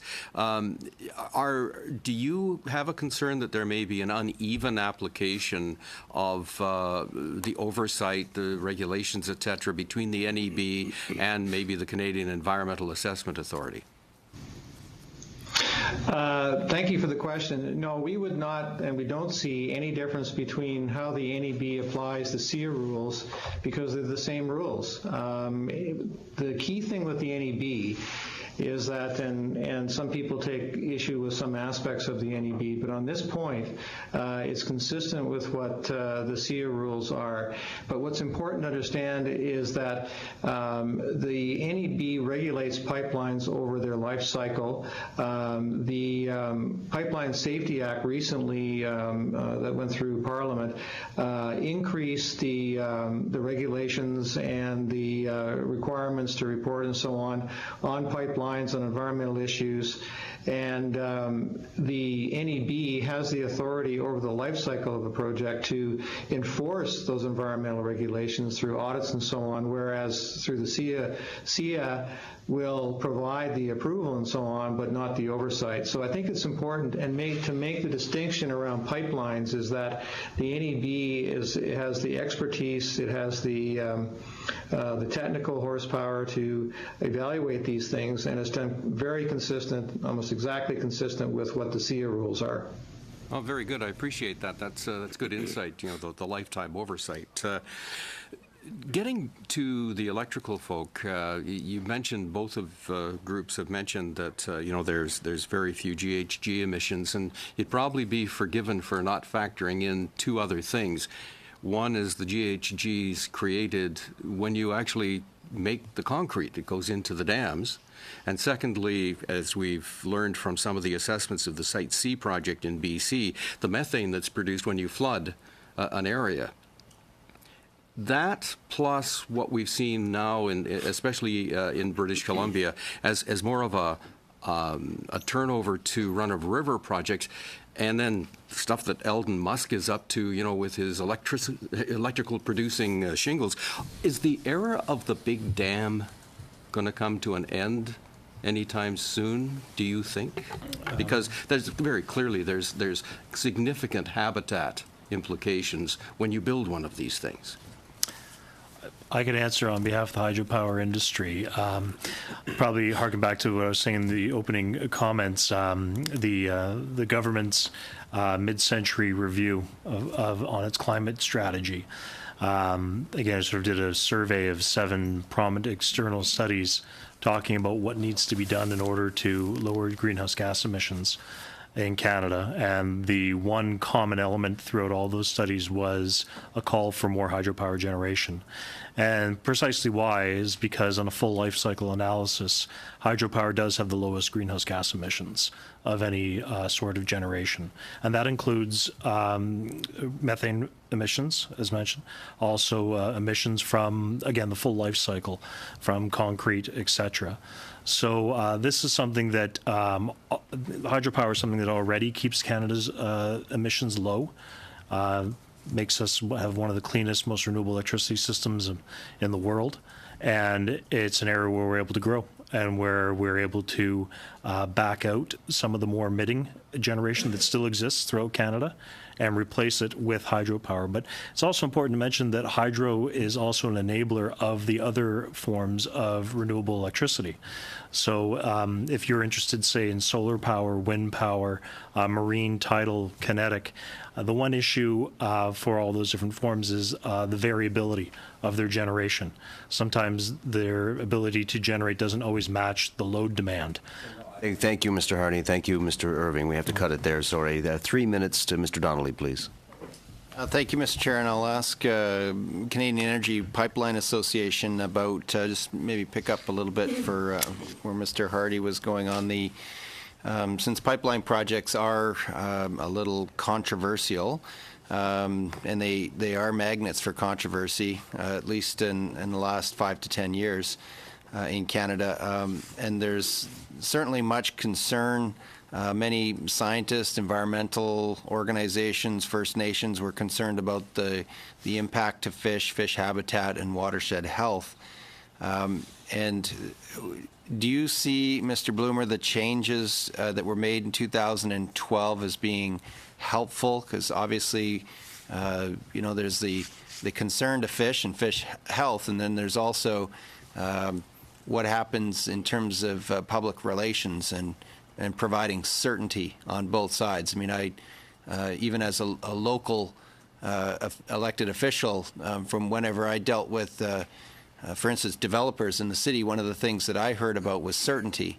And do you have a reaction to whether the changes provided that certainty that you would need as an industry building huge projects that are crossing many watersheds?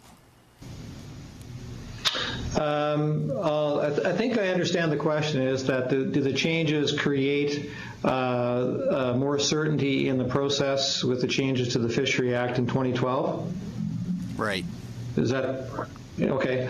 I think that the first point is that the actual things that go on to protect fish habitat and the assessment and the practices that are used to protect fish habitat for pipelines didn't change. I think what the changes to the Fishery Act in 2012 did do, though, is that it did provide streamlining so that you didn't get, DFO at the time prior to 2012 we've heard about the manpower issues and so on. It was a back end of the project process. Now it is able to be in the front end, and it helps in the efficiency. Does that efficiency, it doesn't necessarily signal certainty in terms of getting approved, but it does, create an atmosphere where the timeliness is, more understood. Do you have any time? Okay, and with the few seconds I have left, I'll go back to our energy producers and ask, in terms of the 2012 changes to the Fisheries Act, you mentioned you favored the increased enforcement penalties and fines, and I'm just wondering how this has impacted your association, and how has this improved protecting fisheries habitat with hydro projects? Thank you. So I think that the problem statement which was given to us was loss protections and modern safeguards, and what we wanted to articulate was that protections in some cases had been enhanced, even if it was more onerous on our industry. And we wanted to send that sort of confidence vote that where serious harm to fish was now on the onus of producers to self-report, that was not necessarily something that was it was more burden on industry, but it was something that was brought in through 2012 that enhanced protections or enhanced responsibility on the producers. So in terms of, I hope that answers your question. Sorry. It's going to have to, I'm sorry. I apologize. I have to call it there, and we only have a few minutes left, folks. So before we adjourn, though, I want to thank the Canadian Hydropower Association, Canadian Energy Pipeline Association, Canadian Electricity Association, PEI Aquaculture Alliance, and the Forest Products Association of Canada for being here today. On Wednesday, next meeting, we'll have Dr. David Schindler, Brenda Gartner. Pardon me? Oh, okay. I thought I pronounced it incorrectly. Brenda Gardner, Nunavut Wildlife Management Board, Prospectors and Developers Association of Canada, and the Pacific Streamkeepers Federation. That will be our last meeting of witnesses before we get into deliberations. Thank you again to our witnesses. Thank you, colleagues. See you on Wednesday. Adjourn. Thank you, sir.